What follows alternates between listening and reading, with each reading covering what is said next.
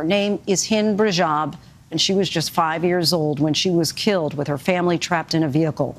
Her face spread across social media, her name shared online, put on posters, emblazoned on a banner unfurled during the Columbia University protests, renaming their academic building Hind Hall in her honor.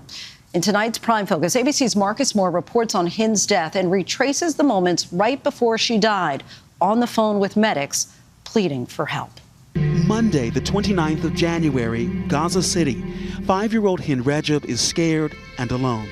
A quarter-mile from home, the vehicle Hind is in with 6 other members of her family comes under fire.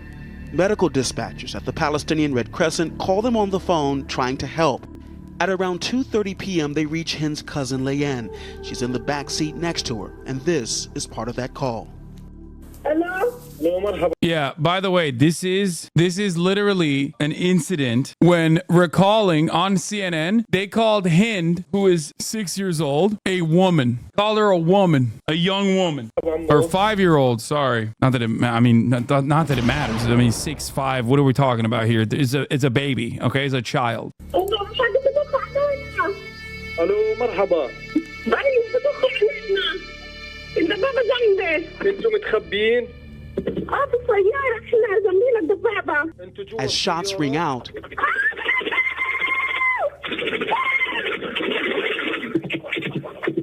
الو the line goes silent.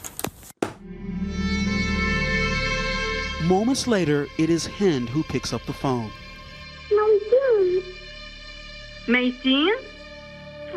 Remember that chatter that talked about the tank doctrine and said like this person and their family had to be ruthlessly slaughtered? HasanAbi should end himself. Yeah, thanks for the input, man. Gaming Panther, been in the community since 2022. First message. You should probably reorient your priorities. If you have this level of reaction for a person talking about Israel's war crimes, if this is the attitude that you demonstrate for a person talking about Israeli war crimes and you have less interest in the war crimes themselves, your priorities are broken. All right? I unbanned you.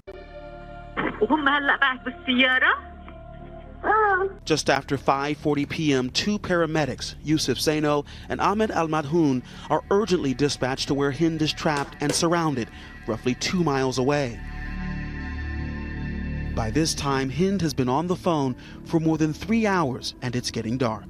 خليكي يا عمري بالسيارة، أنا رح أتمني فاتح الخط معاكي، أتمني أحكي معك، ما بدي أسكر التليفون، تمام؟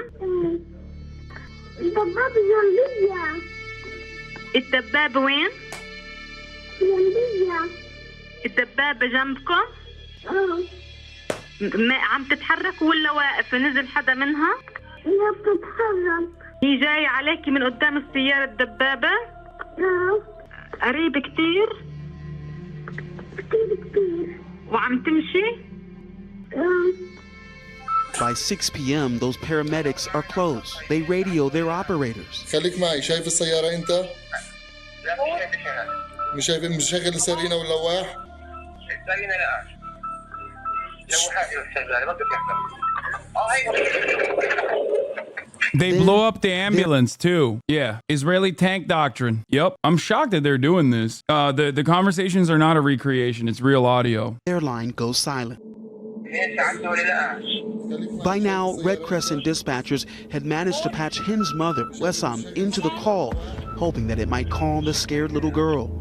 When that bang echoed through the phone line, Wessam cried out to her daughter, using her nickname, Anud. اه يا زين. ام هند بخير؟ الحمد لله الحمد لله. بخير هي بخير. The team did what they could to keep her talking, but it was clear that the child's thoughts were drifting. She just kept saying, "Come get me, quickly." And finally, they lose contact altogether. For the next 12 days, as the fighting still raged, no one knew for sure what exactly happened or where Hind was. Her mother begged the international community not to forget her daughter and to bring her home. Appealing for information, the Red Crescent posts photos of Hind and the paramedics on social media. The story goes viral. When a Palestinian civil defense crew finally reached the area, the scene was absolute carnage. The ambulance containing the two paramedics was decimated, charred and crushed. And just 50 yards away, the bullet-riddled remains of a black car. Inside, the bodies of Hind, Leanne, and 5 more family members shot to death. The U.S. State Department called for an investigation. We are devastated about the reports of the death of Hind Rajab. Gaming Panther that asked me to kill myself was site-wide banned. Or maybe he was site-wide banned for asking me to, asking to get me a McDonald's. 2019 account, by the way. That's sad, man. Sorry, Gaming Panther. We have asked the Israeli authorities to investigate this incident on an urgent basis. We understand that they are doing so. We expect to see those results on a timely fashion, and they should include accountability measures as appropriate. On February 25th, the Israeli Defense Force issues a statement saying that from their preliminary inspection, it appears the IDF troops were not present near the vehicle or within firing range of the described vehicle in which the girl was found. Satellite imagery of the area recently published by Planet Labs and dated January 29th contradicts that claim. It shows what appears to be 4 Israeli armored vehicles roughly 300 yards from where Hind was trapped in her uncle's car. A Washington Post investigation using dispatcher recordings, photos, and videos of the aftermath, and more than a dozen interviews with military, satellite, munitions, and audio experts found more than a dozen Israeli armored vehicles visible within a quarter mile of the Hamada family car, and that the sound of the gunfire from the car with Leanne and evidence from photos of the bullet holes in the car were consistent with weapons. Typical Israeli investigation, by the way. They never even conduct an investigation normally. They don't even do that until it becomes a PR problem for them. Then they conduct an investigation, and find no wrongdoing. A shocker. Used by the Israeli army. The 7 family members, including Hind, were buried at Al Shifa Hospital. والله ما تخيلت هاللحظة، ما تخيلتش ولا ثانية ولا خطر في بالي لو دقيقة إنها ممكن هند تجيني مستشهدة ولا لحظة ولا ثانية كل شوية ولا. The Hamas-run health ministry in Gaza now says more than 35,000 people have been killed so far in this war, and more than 13,000 recorded as children. Rana Faqih was the calming voice on the other end of the line with Hind. She's seen so much during her time as a Red Crescent dispatcher, but it is the innocence she heard on the call with Hind that brings her to tears today. I want to ask you about the call and while you were on the phone with Hind. هو كان صوت طفلة حزينة مرتجف. انت خليتني ارجع. تحكي ليش انه هلا يعني خلص خليني احكي لك شو اللي صار انه اذا بدي ارجع يعني ما تخليني هلا انا بتحكي معي لا. Faqih was back at work the day after Hind's body was found. There were more calls to answer. The office walls here pay homage to her colleagues who've been killed, 15 of them, they say, since the start of the war, leaving many to wonder, will there ever be justice for those killed? And will there be justice for Hind Rajab? Are you confident that there will be an investigation and that it will answer the questions of what actually happened? Did the American police get investigating themselves and then lie about the results of those investigations from Israel too? No, that's just regular fascist bullshit. That's every instrument of war and violence will always obviously conduct these bullshit investigations. That's just normal shit. صراحة لا يعني اللي عم بشوف على أرض الواقع هي الموضوع كمان هلا مش بس هند. إذا بدنا نيجي نحكي عن الوضع اللي بغزة موجود كان في تحرك. If we don't want to talk about the situation in Gaza, I don't trust that it will change. Oh, by the way, Prem Tucker, Intercept reporter, has been on the Hind Rajab questions. It has been 101 days. Well, now it's been 103 days, but when he asked the question... Secondly, it's been 101 days now since Hind Rajab, her family members, medics sent to save her were killed. So first question related to that is there an update on the investigation into that attack? I don't have anyone. I'm happy to go back and get you the latest.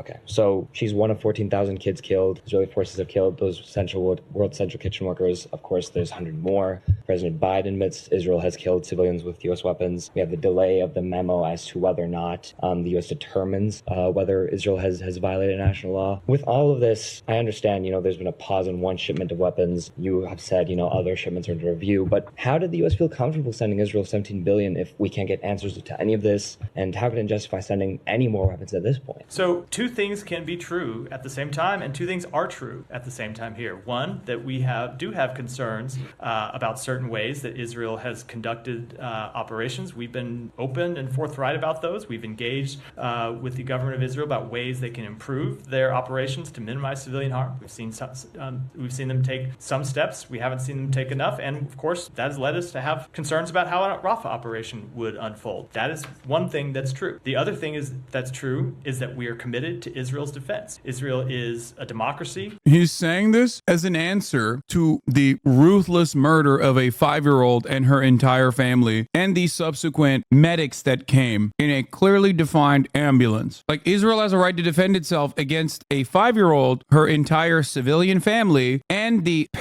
medic team that came. Just every aspect of this is a war crime on top of a war crime. Yeah. In the Middle East, that is a longtime ally of the United States with whom we share many values, that faces a number of threats from its neighbors, faces a number of threats from terrorist groups, and we are not going to abandon Israel in the face of those threats. And that includes spending every dime that is contained in the supplemental for Israel's defense. I would also add that there is money in that supplemental for humanitarian relief efforts for the Palestinian people, and we intend to spend every dime of that money as well. Oh yeah, the Palestinian Red Crescent also obviously engaged in deconfliction, as they always do. When going to Hind Rajab's car, they were murdered regardless. Just like the World Central Kitchen aid workers also gave prior notice to the Israeli government and were murdered regardless. Just something to consider. There was no such coverage of this in Western media. Hind's mother is staying at a refugee camp in central Gaza, enduring the unimaginable pain of losing a child. And while surrounded by the horrors of this war, she is moved by the way Hind's story has galvanized worldwide protest over the bloodshed in Gaza. She only hopes it will inspire those still fighting to choose peace. Our thanks to Marcus Moore for that story. After the IDF initially denied their troops had been in the area when Hind was killed, a State Department spokesperson told ABC News last week the Israelis, quote, told us there had in fact been IDF units in the area, but the IDF claims they had no knowledge or involvement in the type of strike described. Oh, okay then. Guys, you don't understand. It's okay then. They had a brainstorming session because everyone was mad at them for dropping Mark 84s on the exact place they told people to evacuate to, and this is what they came up with. A 73-year-old who makes the worst movies of all time and the annoying news lady crying together. You were in Israel since the war started. How was that trip? The most powerful experience of my life. Really? I'm sure, yeah. Why?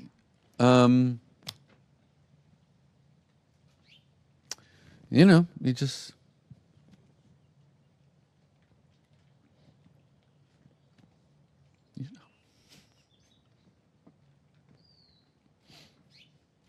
Are you thinking of someone in particular?